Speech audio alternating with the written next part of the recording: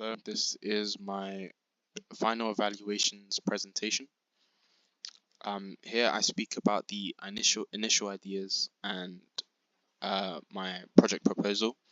The initial idea was to do something generic and boring, like a horror story or maybe even a podcast. But as someone who grew up with technology and therefore social media, I had been on all the popular social medias before I could even ride a bike. So I know what it's like to try and keep a balance between real life and the online world.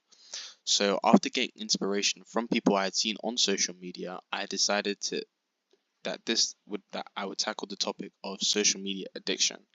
And I found out that it was important to me, and I decided to go ahead and try making a film about social media addiction. My first experiment with this topic was my limitations project. While sure it gave me the vibe that I wanted for my FMP within my limitations project, within my limitations project, I learned that making a project such as this, I wanted to portray something that the character goes through. I wanted to portray that this is something that the character would go through every day, that this would be their everyday life, and I wanted to show that this is how some people actually live their lives. For this idea, I wanted to show the characters morning, how they would wake up, the first thing that they would do every morning. I wanted to shock the audience and make them wonder if people actually live life like this. I wanted the audience to understand that these kinds of people exist and that they are the reason why you love going on social media, because it is social media. The social aspect is the entire reason it was made. However, people are more disconnected from each other now than ever before because people can get sucked into their screens and forget what made it fun in the first place. And once you involve money and maybe even a stable income, it can completely take over your life. And people are often seen with positives. People are often seen with positives of social media, but I wanted to show the side that no one ever really shows. Something that helped me improve my idea was showing the life of somebody who is addicted to social media. I wanted to show that this character is an influencer. I wanted to show that not only can you be addicted to social media, but you can also be a huge liar. Um, I had come up with the idea to show the audience what everyone on social media would see and everything after you hit that post button. I wanted to show that it was all a facade and that you can never trust anything that you see online as true fact. For example, the initial idea was to have the main character getting out of bed and instantly doom scrolling on his phone. However, after I came up with the idea to make him an influencer, I had him wake up, pick up a dumbbell, post a picture with a cheesy caption, then fall right back to sleep. All his followers can see is that he's a hardworking kind of person who wakes up at the crack of dawn. Um, but to the audience watching, he is a scumbag who lies to all his followers. This is the kind of thing that I wanted to show in my FMP, real situations that actually plague the world.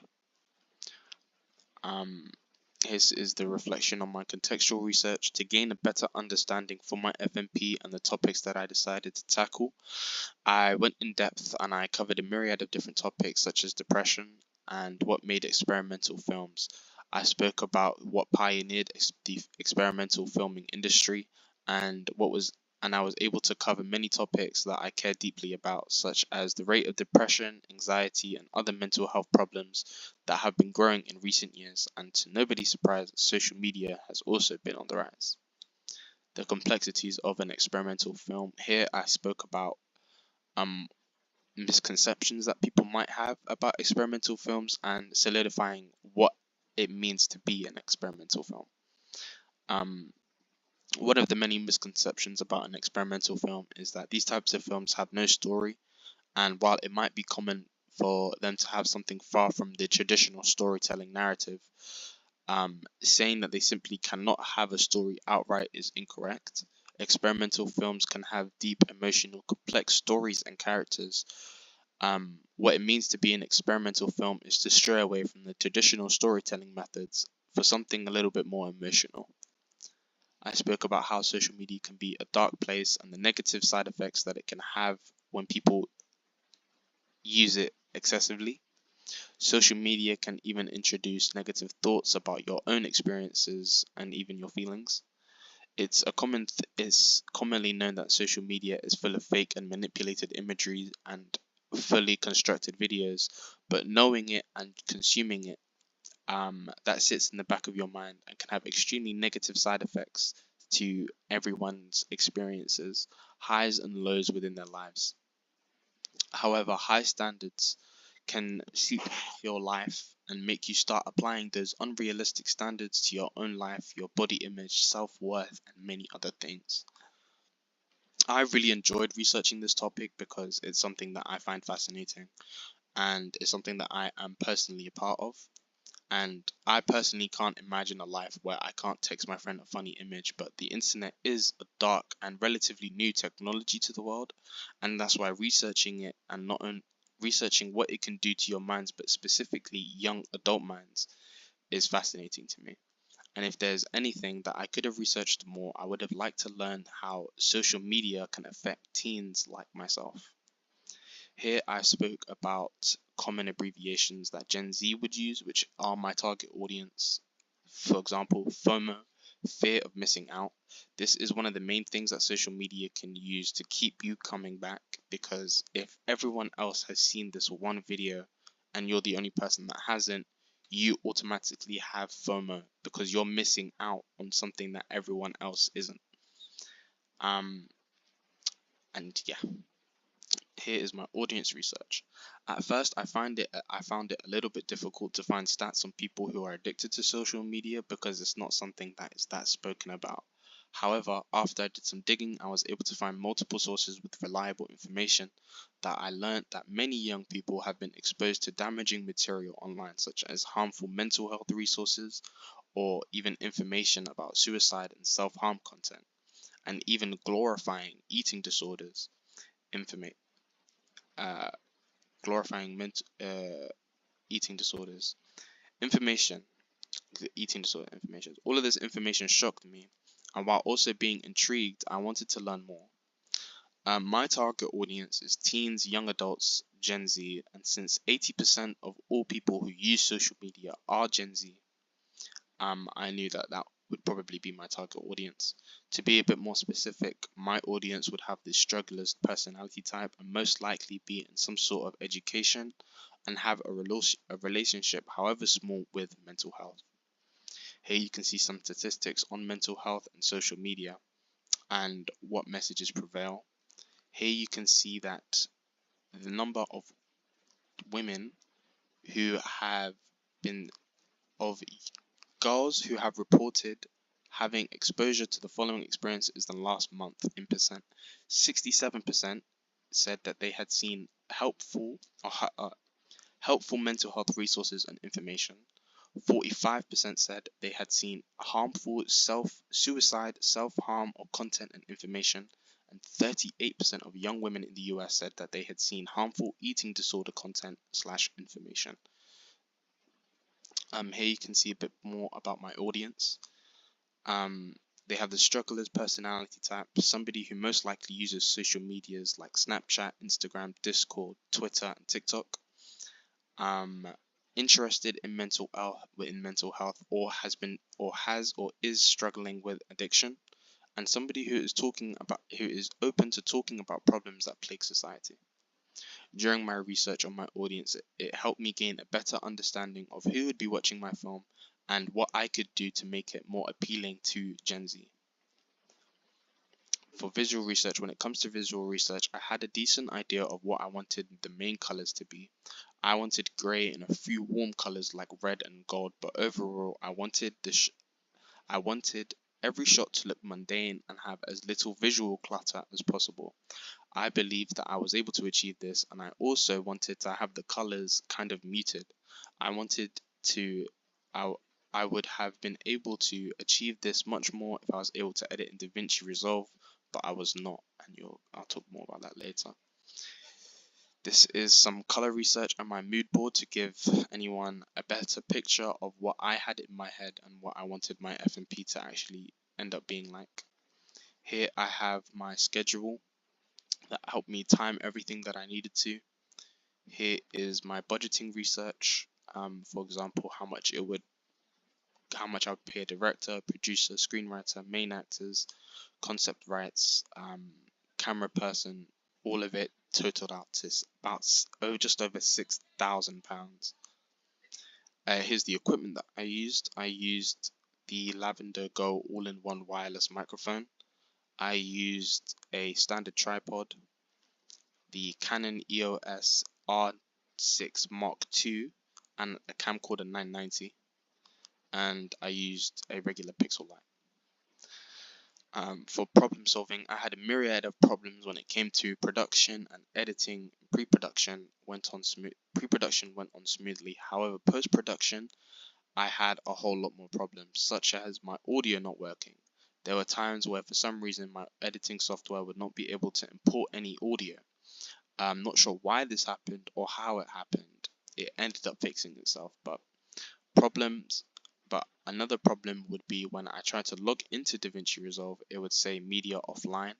I had spoken with my teachers and they had tried everything that they could, but it was not going to work. So what I had to do is I fixed this problem by moving everything to do with my FMP or my footage or my audio, everything into a single folder, zipping it, uploading it to Google Drive, switching to a different computer, and technically just kind of restarting. So here are some of my strengths. At first, I struggled to handle everything by myself because this was the first project in a long time that I alone had to handle everything. But after a while, I was able to find my footing and I realized that I work well under stress. Not a ton of it. However, I was able to come up with great solutions to the many problems that I came across during pre-production, production, and post-production. For example, during post-production, I was editing footage that I had recorded and I had almost lost countless times, and very well may have been the reason I failed in making an FMP.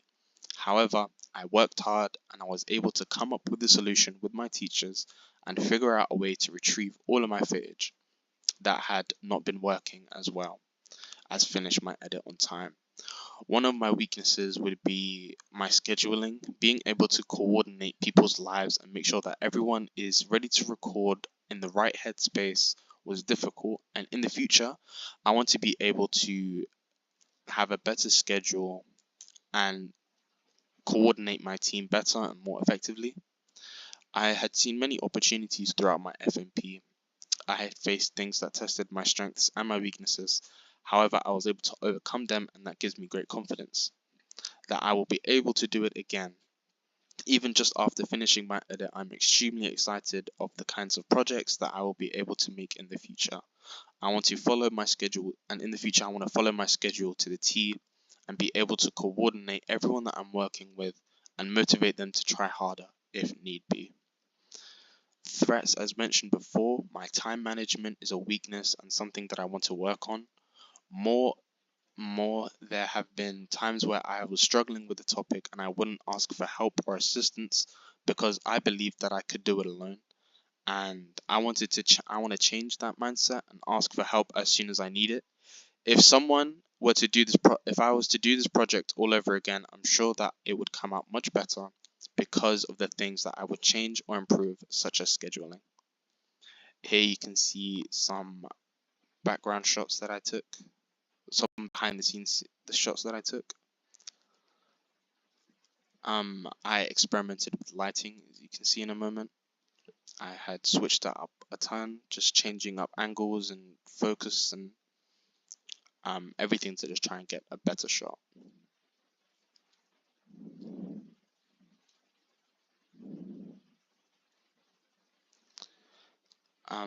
Here is some audience feedback that I got. For example, I had a response saying that they really liked the moments when a social media post would pop up on the screen and show what he was actually posting.